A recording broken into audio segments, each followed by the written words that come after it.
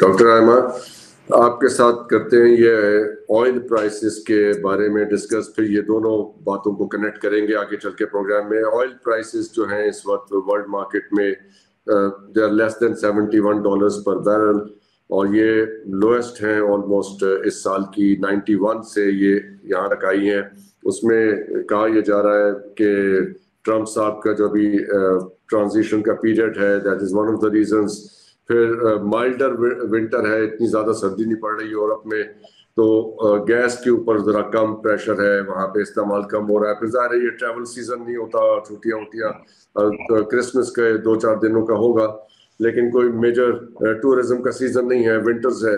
तो ये सारी चीजें they all contribute to the lowering of the price. फिर मिडल ईस्ट की सिचुएशन है सीरिया के अंदर, so all these things have pulled the prices down to below $71 a barrel. इसका पाकिस्तान को क्या आपको कोई फायदा नजर आया, और you think कि Pakistan has been able to capitalize on this change? Thank you so much for this question. I think जो सबसे बड़ी रीजन है for जो ऑयल प्राइसेस की स्पॉट मार्केट में और फ्यूचर मार्केट दोनों में प्राइसेस एकदम से डिप की हैं, उसकी वजह ये है कि डिमांड और सप्लाई ऑफ ऑयल जो है उसके अंदर थोड़ा सा मिसमैच आ गया है। So there has been a lot of stock pile in Texas. उसके अलावा भी यूरोपियन कंट्रीज में भी जब यूक्रेन वॉर हुई है उसके बाद बहुत एनर्जी सिक्योरिटी पे बहुत काम हुआ है इन 2 सालों में। The governments day and night have worked on energy security. उन्होंने काफी स्टॉक पाइलिंग कर ली, गैस की, पेट्रोल की, क्रूड ऑयल, हर चीज की। So there has been a mismatch in demand and supply, और ये एकदम से अफेक्ट करती है आपकी फॉरवर्ड मार्केट को और आपकी स्पॉट मार्केट को। और मार्केट इस वक्त बैकवर्डेशन की हालत में है, जिसमें आप करंट जो स्पॉट प्राइसेस हैं वो काफी कम हो गई हैं, और माइल्डर विंटर्स भी हैं, और यूएई का भी मसला है। और देखें पाकिस्तान में इस वक्त आफ्टर 25 मंथ्स, 2 साल से ज्यादा का अरसा, 2 साल और 1 महीने के बाद नवंबर का मंथ पहला मंथ था जिसमें हमारी पेट्रोलियम डिमांड ज्यादा हुई है। और हमने जो एक बहुत ही ambitious target of like 1.28 trillion rupees का रखा था जो हम पेट्रोलियम लेवी से इकट्ठा करेंगे, वो हमने पॉजिटिवली इकट्ठा किया है। तो पाकिस्तान में इसका फायदा हुआ है। हमने अपने पेट्रोलियम लेवी के पैसे इकट्ठे किए हैं, और पाकिस्तान में डिमांड इसलिए ज्यादा हुई है, एक तो इसलिए कि हार्वेस्टिंग सीजन है, हर जगह पे पेट्रोल की जरूरत है। फिर क्योंकि इंटरेस्ट रेट्स कम हुए हैं, मार्केट में थोड़ी सी तेजी आई है, छोटे मोटे businesses people have started travelling, तो उसकी ईजिंग हुई है, इन्फ्लेशन कम हुई है, तो people have a little bit more cushion to spend around travelling, around doing the petroleum का खर्चा, गाड़ियां चल रही हैं उसकी वजह से, और पाकिस्तान को फायदा हुआ है एज फॉर नाउ। लेकिन फ्यूचर में इस फायदे को कैसे कैप्चर करना है, इसके लिए एक प्रॉपर स्ट्रैटेजी होनी चाहिए। यूजुअली जो ऑयल कॉन्ट्रैक्ट्स होते हैं या हमने बाहर से भी परचेजिंग करनी होती है, they are written in advance, 2-3 महीने के एडवांस में लिखे जाते हैं।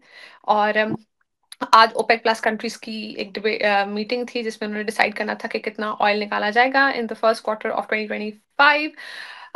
और यूएई हैज स्टिल डिसाइडेड कि वो अराउंड अबाउट 3 बिलियन बैरल कम ही निकालेंगे, क्योंकि देयर इज enough supply in the market already, जोने इतना ज्यादा। लेकिन the thing is this debate has been going on for like 2.5 weeks। इसमें हमारी इकोनॉमी को हमारे इकोनॉमिस्ट को या पेट्रोलियम इंडस्ट्री वालों को ज्यादा होना चाहिए था सेंसिटिव टूवर्ड्स दिस, और परचेजिंग करके कोई नए कॉन्ट्रैक्ट्स लेके अपने आप को सिक्योर करने की जरूरत थी।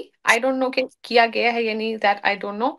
हाउएवर मुझे इतना पता है कि जो Attock oil refinery as per today जो हमारे पास ऑयल आ रहा है, it's only being utilized to 60% of its capacity, और this is not allowed कि हम अपनी LNG भी बाहर से मंगा रहे हैं। we're getting it through another country, probably through Qatar or somewhere, और हम महंगे दामों पे मंगा रहे हैं, और उस पर हमें टैक्सेस भी पे करने पड़े, इंपोर्ट ड्यूटीज भी। तो हम अपनी अपनी जो हमारी रिफाइनरीज हैं, फॉर एग्जांपल अटक oil, that's only operating eight 60%। अगर हम वहां पे करें तो हमारी डोमेस्टिक इकोनॉमी पे भी बेहतर फर्क पड़ेगा। हम we can employ more people and comes out cheaper, and we can collect a lot of petroleum levy. At the same time जो हमारे सिंध के प्रोविंस की जो रिफाइनरीज हैं जहाँ पे फर्नेस ऑयल बन सकता है, उसको हम सिर्फ 30% यूटिलाइज कर रहे हैं।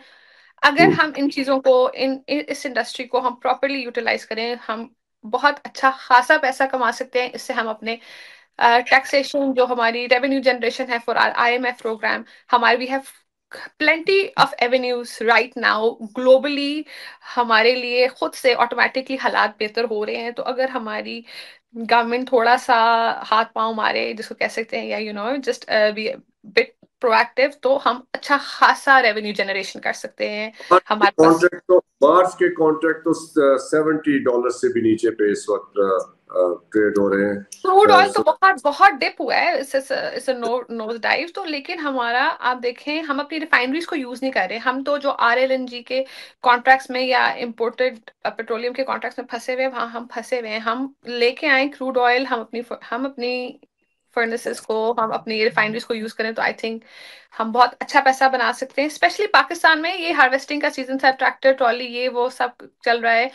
डोमेस्टिक मार्केट भी ईज अप हुई है। देखिए, अगर कोई प्रोडक्शन फॉर एग्जांपल कराची में होती है, फैसलाबाद की जो इंडस्ट्री बंद हो चुकी है, अगर हमारी कोई प्रोडक्शन कराची में होती है, तो इस्लामाबाद तक आने के लिए हमारे ट्रैक्टर, मतलब जो भी कंटेनर ये वो आएंगे, तो हम उसके थ्रू भी डिमांड ज्यादा हो सकती है, and we can generate that revenue litre by litre, literally litre by litre we can.